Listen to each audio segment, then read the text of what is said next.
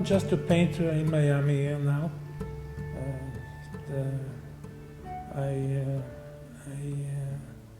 I live in New York for 44 years. I just arrived to Miami for a little bit, and we see how it goes.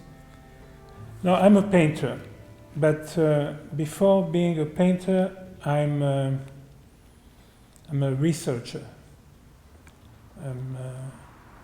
I love to experiment.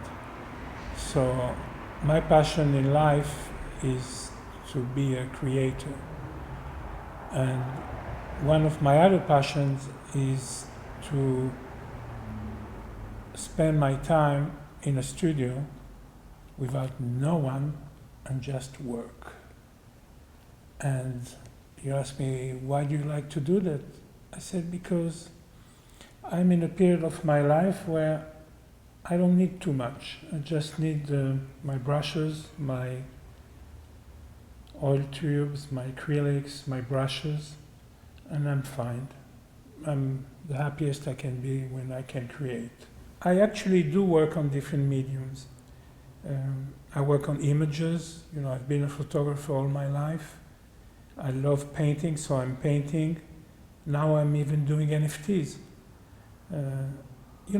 For an artist, it's about creating a community of people that are interested in your work. And if you pay attention, I didn't say like your work, I said interested. Some people like, some people don't like, some people like, but the most important, it's to have a community of people that are involved in a way in your passion. And I think as an artist, what this metaverse offers to you today is that you are not dependent on something specific like a show in a gallery or show in a museum or anything like that. You have the ability to communicate your message through the airwaves, through the internet, through many different mediums. And this is something very new for an artist. A few years ago, I wrote an article and I said, what if Picasso had a Mac? And this context of technology and creativity, we always were part of it. When Rembrandt created the etchings, when Dürer was doing that, and there was an evolution, from going to something that is a unique piece to something that is multiplied, so that more people will have access to look at it.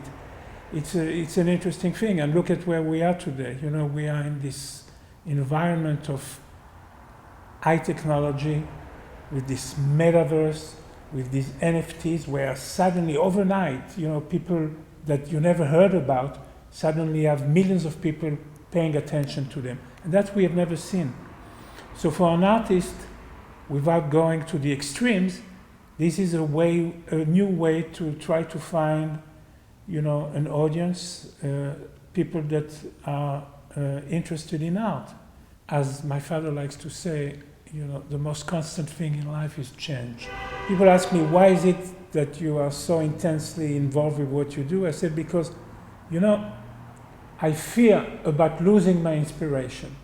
And without inspiration, you are nowhere and you are nothing. And for me, this inspiration, is almost like a godsend. It changed my life.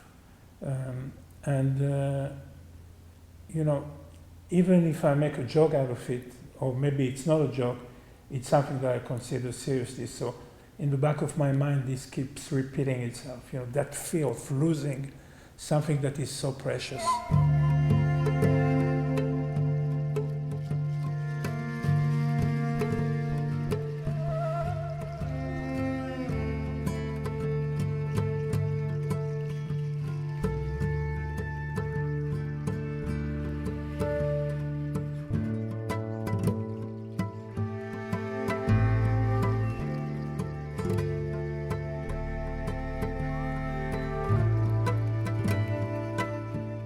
how did I get to become a painter? I mean, I have a background, obviously, which is a very serious background, you know, having a father like I have. But for too many years, I felt I had no interest to go into painting because, first of all, I didn't find that I had the interest in this. Secondly, I didn't think I had any talent particularly for that because I was pretty good at what I was doing when I was a photographer and other things. So that explosion of creativity and attention to what I've been doing as an artist came to me as a surprise almost. That's why I'm saying that these human resources that sometimes we don't know we have, they can explode. And for me, it exploded at a particular time in my life when I think I was in a deep, severe depression of something, and I was miraculously reaching out to my inner child. And that inner child basically gave birth to who Ron Agam is today. You know, it's a very particular thing, you know, to be able to go back to your inner child and to express yourself with that kind of freedom that I allowed myself to have was like the biggest gift of my life. Yeah, for sure. I mean, creativity is something that gets you out. You know, what is depression? Depression is when you sink in the mundane, in things that are material to some extent. You know, your soul, if you take your soul as a clean soul, you're like a poet, you're like a dreamer, you're like, you know, depression is when you are getting yourself attached to things that are maybe not so important, but you put too much attention to them. I don't care what you do, but if you tell me that you're a creator and you're interesting and you do things like that, I see that, you know, you've overcome many, many challenges. Look at the passion that you have in what you're doing, you know. I'm sure that this is something that has helped you survive many different, you know. So we're all together, we're in the same boat, you know. If we don't look at our potential as creators, yeah, we can get into depressions or we can get into trouble and we can do a lot of things.